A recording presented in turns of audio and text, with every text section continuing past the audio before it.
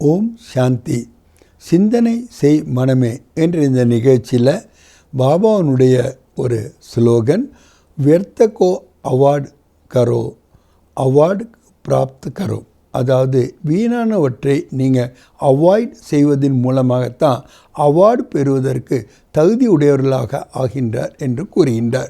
ஆக வீணானவற்றை அவாய்ட் எப்படி நாம் செய்யணும், அதற்கான தாரணைகளாக பாபா என்னென்ன விஷயங்களை கூறுகின்றார் என்பது தான் இன்றைக்கி நம்ம பார்க்க போகின்றோம். முதல்ல நாம் நம்மளுடைய சோம்பேறித்தனம் அல்லது அலட்சிய போக்கு அல்பேலாப்பன் இதை நாம் தியாகம் பண்ணியே ஆக வேண்டும். இந்த சோம்பேறித்தனம் என்பது ரொம்ப டெக்னிக்கலாக நம்மகிட்ட வருது, ரொம்ப சுலபமாகவும் வருது. அது மோஸ்ட்லி எப்போ பார்த்தீங்கன்னாக்கா கம்பேர் பண்ணும்போது தான் வருது. யார் தான் மாறிட்டாங்க, யார் தான் சம்பன்ன ஆகிட்டாங்க, நானும் பார்க்குறேன் எல்லாம் இப்படி தான் இருக்கிறாங்க. அப்படி நாம் பிறரை பார்க்கும்பொழுது தான் இந்த சோம்பேறித்தனம் நமக்குள்ளே உள்ள நுழையுது. அதுக்கப்புறம் நம்ம சோம்பலாக இருக்கிறோம் என்பது கூட நமக்கு தெரியாத அளவுக்கு நம்மளை தூக்கத்தில் ஆழ்த்தி விடுகின்றது. அதனால தான் பாபா சொல்கிறாரு, பிராமணர்களுக்கு 6வது ஒரு விகாரம் என்று சொன்னால் இந்த சோம்பேறித்தனமும் அலட்சியம்தான். ஏன்னா அலட்சிய போக்கு இருந்துன்னா நம்மளுடைய தீவிர கதியிலேருந்து சாதாரண நிலைக்கு நம்ம வந்துடுறோம். நம்மளுடைய லட்சியத்தை குறிப்பிட்ட நேரத்தில் நம்மளால் அடையவும் முடியாது. லட்சியம் மற்றும் லட்சணத்தையும் நம்ம சமமாக ஆக்க முடியாது, பேலன்ஸாக ஆக்க முடியாது. அதாவது பாபா சொல்கிறாங்க, இதற்காக நீங்கள் எப்போதும் சக்திசாலியாக இருக்க வேண்டும், எப்பொழுதுமே விஜயி வெற்றி ரத்தனங்களாகவும் நீங்கள் இருக்க வேண்டும்.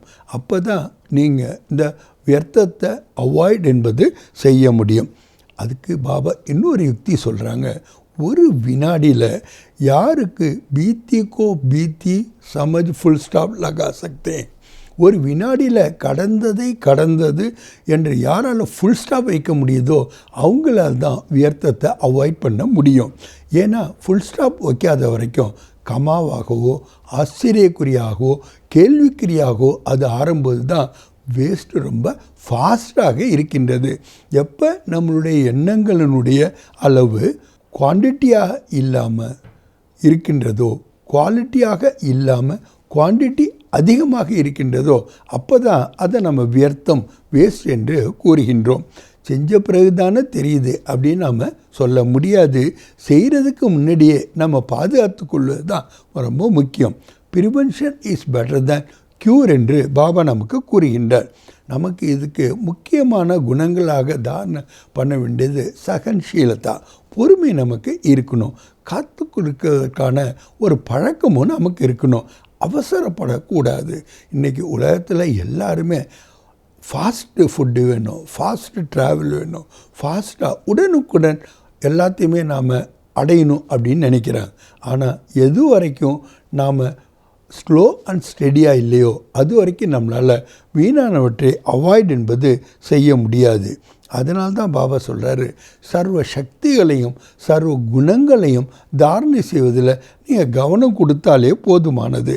ஆக முக்தி அடையணும்னா நாம் எந்தெந்த விஷயங்கள் அப்படின்னா வியர்த்தம் மற்றும் நெகட்டிவ் நம்மளுடைய சங்கல்பத்திலையும் சரி, நம்மளுடைய வைப்ரேஷன்லேயும் சரி, நம்மளுடைய சூழ்நிலையிலையும் சரி, நம்மளுடைய ரிலேஷன்ஷிப்லேயும் சரி, எல்லாத்துலேயும் நம்ம அவாய்ட் பண்ணால் தான் பாபாவிடமிருந்தும் இந்த பரிவாரத்திலிருந்தும் ட்ராமாவிலிருந்தும் நாம் அவார்டு வின்னர்ஸாக ஆக முடிகின்றது. அதனால தான் பாபா சொல்கிறாரு, நம்மளுடைய ஒவ்வொரு சங்கல்பமும் பேச்சும் செயலும் கூட எப்போதும் லைட்டாகவும் இருக்கணும், மைட்டாகவும் இருக்கணும். அப்போ தான் நம்மளால் வியர்த்தங்களை நாம் அவாய்ட் என்பதை செய்ய முடியும். மேலும் பாபா சொல்கிறாங்க, நீங்கள் எப்போ உங்களுடைய இந்த பிராமணர்களுடைய தினச்சரியத்தை அக்யூரேட்டாக வைத்து கொள்கின்றீர்களோ அப்போ ஆட்டோமேட்டிக்காக நீங்கள் அலர்ட்டாக இருப்பீங்க, அவேர்னஸில் இருப்பீங்க, கான்ஷியஸ்னஸோடு நீங்கள் இருப்பீங்க. விழிப்புணர்வோடு நீங்கள் இருக்கும்பொழுது நீங்கள் எவர் ரெடியாகவும் இருப்பீங்க. நீங்கள் சர்வகுண சம்பன்னமாகவும் உங்களால் நடைமுறை வாழ்க்கையில் இருக்க முடிகின்றது. ஆக நம்ம எசன்ஸ்ஃபுல்லாகவும் சென்ஸ்ஃபுல்லாகவும் இருப்பதன் மூலமாகத்தான் நம்ம வியர்த்தங்களை அவாய்ட் பண்ண முடியும். அதன் மூலமாக அவார்டு பெறுவதற்கான தகுதி உடையவர்களாக ஆக முடிகின்றது. நல்லது. ஓம் சாந்தி.